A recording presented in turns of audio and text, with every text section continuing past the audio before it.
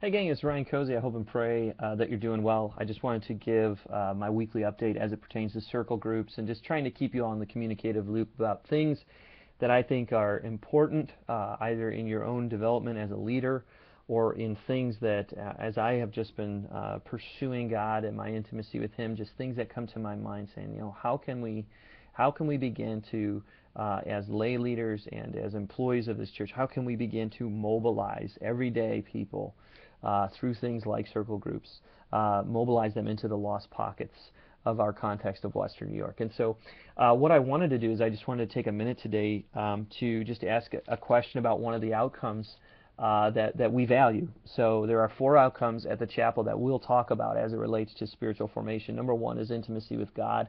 And if you've watched these or you've watched the discipleship resource for any number of times, you'll know that it starts with our passionate pursuit of God. It's hugely important, and all things pivot off of that.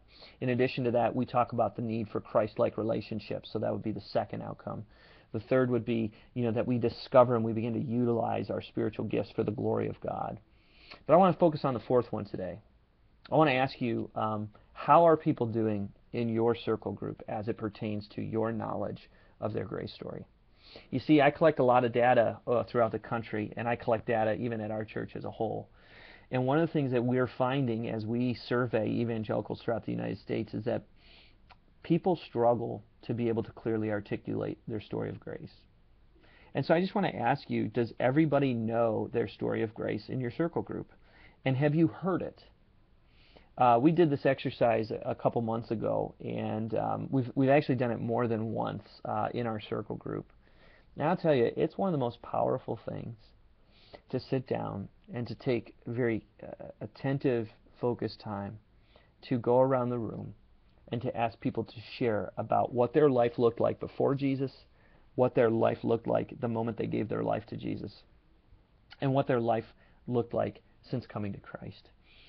And I just want to make sure that all of our circle groups are dialed into this reality that I do, as someone who's providing an element of leadership over circle groups, I live in the hope and the expectation that leaders of circle groups know and are providing opportunities for people to workshop their story of grace. Because we need to be prepared at any point in time to give an account for the hope that we have through the gospel. And as I've looked at this throughout churches throughout the country, and I actually teach on spiritual formation and missional behavior at our Renovation Institute. Here's the deal. I find a lot of people kind of talking about the confidence that they have in their ability to articulate the gospel and their story of grace as it relates to the gospel. And then I'll press them with it. Lovingly, gently. Pastor Jerry talks about, like, I'll step on someone's toes, but I'll take my shoes off before I do that. And here's one of the things I've found. Like, I'm analytical, and so I like to examine things. I like to study things. And I just kind of gained a sort of belief that people were posturing that they really knew their story of grace. And so I began to step on their toes and challenge them with it a little bit. And what I found was that people weren't as equipped to share it as they thought they were. And that culminated in an example where I had a lot of students in a class, and I actually challenged a number of them, said, look, here's a copy of the Bible, and you have your story of grace. I'm a stranger. I've come to you saying, I think I need Jesus. What do I do? The reality was troubling. A lot of people didn't even open the gospel, didn't even open up the text to show me verses that promote the truth of the gospel, the hope that we can have in Jesus. And people stumbled through their own story of grace. And so I'm not taking it as a given that people know how to articulate that. And so what I want to just ask you to prayerfully consider as leaders of your groups, look, you're providing shepherding, you're providing leadership. I just want to lovingly challenge you to consider, are people really tight and right with their story of grace? Do you feel confident that the people that you're trying to provide leadership over in that group, that you walk away with a confidence that they know, you've heard it, and you feel confident that they're going to go forward and they're going to represent Christ well? Because if you don't, or you're not sure, I just want to lovingly ask you to take the time to make it intentional. These outcomes matter. The outcomes of intimacy with God, Christ-like relationships, knowing your gifts, and knowing your story, they contribute to the formation of a disciple. And that's what we're anchoring our hope in joining God on His mission. We need to produce disciples that are in step with those spiritual formation practices and are setting a missional edge toward identifying people, praying for them, engaging with them, and sharing the truth of the gospel with them. We can't live in the confidence that they're sharing the truth of the gospel if they themselves can't articulate their own story of grace. We need to make sure that as leaders we're tight and right with that. If you need help with that, I've actually included a copy of my grace story below. And you can take a look at it. I do it once a year on Facebook. I do it a number of times where I share the gospel, but once a year I try to promote my story of grace on the social media sphere.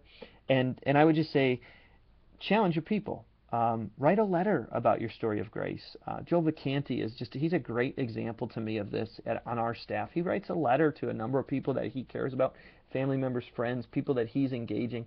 Joe writes a letter about what he believes, and it includes the gospel and his story of grace. And maybe that's the extent of where people can go in sharing their grace story. Or post a video.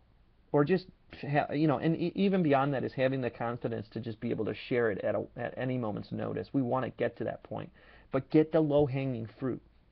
Get people prepared to be able to do this. Gang, it's a great way to join God on Missio Dei. God's on a mission in this region. We have a great opportunity to join Him. We want to be ready when that opportunity to proclaim the gospel is there and we can share our story of grace. I love you. I care about you deeply. If you need help with this, email me, rkozey@thechapel.com, or feel free to call me at 631-2636, extension 227. God bless you, gang. Peace be with you. And I look forward to seeing any responses that you all have. Be well.